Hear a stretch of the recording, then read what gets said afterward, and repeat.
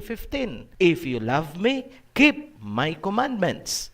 Tanong, saan ka papasok? Sa covenant ni Pablo or sa covenant ng Messiah? Marami ang ipinahamak ni Pablo. Kitang-kita na si Pablo ay isang adversary ng Messiah. Sa mga gustong pumasok sa covenant ng Messiah, ilalatag namin sa inyo ang simpleng plan of salvation. Requirement number 1, umalis sa Babylonian religions. Revelation chapter 18 verse 4. And I heard another voice from heaven saying, Come out of her, my people, that ye be not partakers of her sins, and that ye receive not of her plagues. Lumabas kayo sa Babylonian system. Kasama dyan ang mga religions na ang mga doktrina ay mula sa Babylon, na ipakita na natin sa Babylon series kung paanong ikinalat ng Greece at Rome ang Babylonian system. Collectively, ang government systems, religions, and cultural practices ay dapat talikuran ayon sa Revelation chapter 18 verse 4. Later na po natin ipapaliwanag kung anong bansa ang pinakasentro ng Babylonian system. Sa prophecies po yan.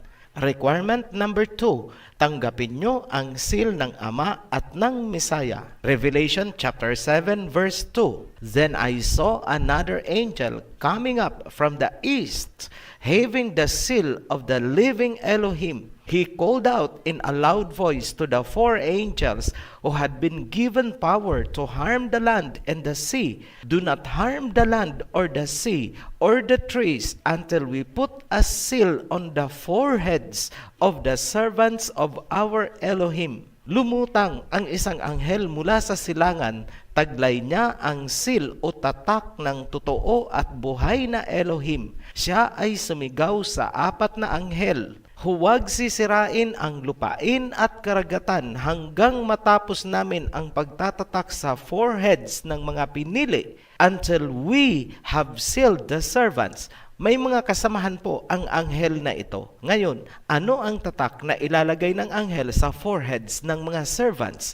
Revelation chapter 14 verse 1. Then I looked, and there before me was the Lamb standing on Mount Zion, and with him 144,000, who had his name and his father's name written on their foreheads. Malinaw, ang taglay ng anghel ay ang pangalan ng Ama at ng Messiah. Yun ang seal o tatak. Huwag na po kayong magtanong kung sino ang anghel. Ayaw naming sagutin ang tanong na yan bilang tao. Gaano kahalaga ang pangalan ng Ama at ng Messiah na itinatatak sa inyo ng anghel ng silangan? Acts chapter 4 verse 12. Salvation is found in no one else, for there is no other name under heaven given to mankind by which we must be saved. Klarado at absolute ang nasusulat. Walang kaligtasan kanino man, dahil iisa lang ang pangalan na ibinigay na makakapagligtas sa sangkatauhan. Walang ibang pangalan kundi ang ibinigay kay Moses. Hebrew, ganyan kahalaga ang pangalan na itinuturo ng Ophirian Heritage Conservatory sa inyo. Yan ang nais naming maitatak sa inyong isipan at kaibuturan ng inyong diwa. Yan ang seal of the Father. Yan ang marka ng mga maliligtas na ipinakita kay John. Huwag niyong isipin na 144,000 lamang ang sealed at maliligtas. Inilarawan lamang dito ang 12 tribes of Jacob. Kasama po kayo sa great multitude mula sa iba't ibang bansa na pumasok sa covenant. Ito ang paalala ko sa inyo, mga Ophirians. Hindi sapat ang inyong pagtawag sa pangalan ng Ama. Tandaan ang nasusulat sa Matthew chapter 7 verse 21 hanggang 23. Not everyone who calls me Yahawashai will enter Elohim's kingdom. The only people who will enter are those who do what my Father in heaven wants. On that last day, many will call me Yahawashai. They will say, Yahawashai, Yahawashai, by the power of your name we spoke for the Elohim, and by your name we forced out demons and did many miracles. Then I will tell those people clearly, get away from me, you people who do wrong. I never knew you. Sa huling araw, marami ang magsasabi, sa pangalan mo, kami ay nagpalayas din ng demonyo at nagsagawa ng mga milagro. At ano ang isasagot ng Mesaya? Lumayo kayo sa akin, mga gumagawa ng mali o masama. Hindi ko kayo kilala. Malinaw na hindi lahat ng tumatawag sa pangalan ng Ama at ng Mesaya ay maliligtas, kundi yung mga sumusunod lamang sa gusto ng Ama. Kailangan nyong pumasok sa covenant at sundin ang mga kautusan. Period. Ngayon, paano makakapasok sa covenant?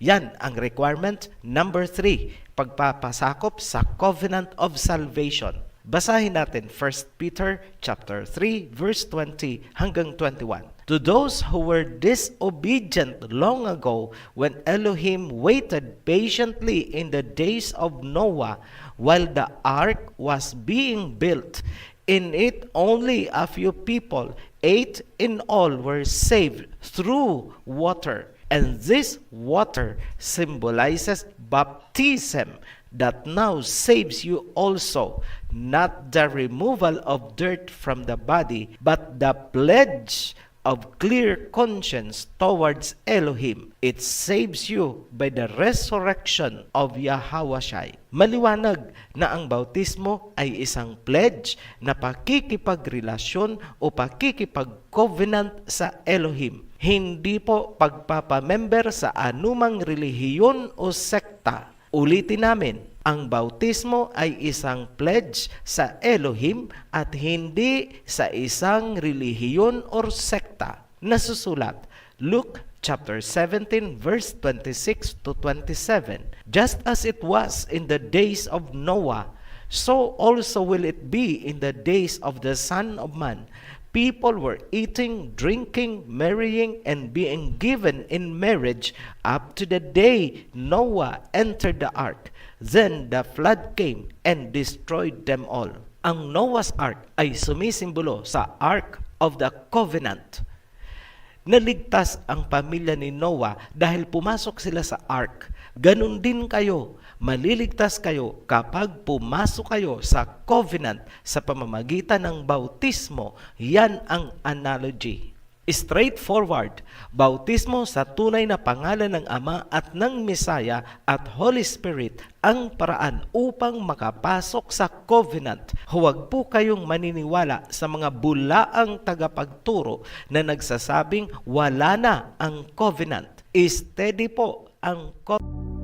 Ito ang panawagan ni Haring David galing kay Aba Yahweh. Tipunin ninyo sa akin ang aking mga banal, yaong nagsitipan sa akin sa pamamagitan ng haing alay.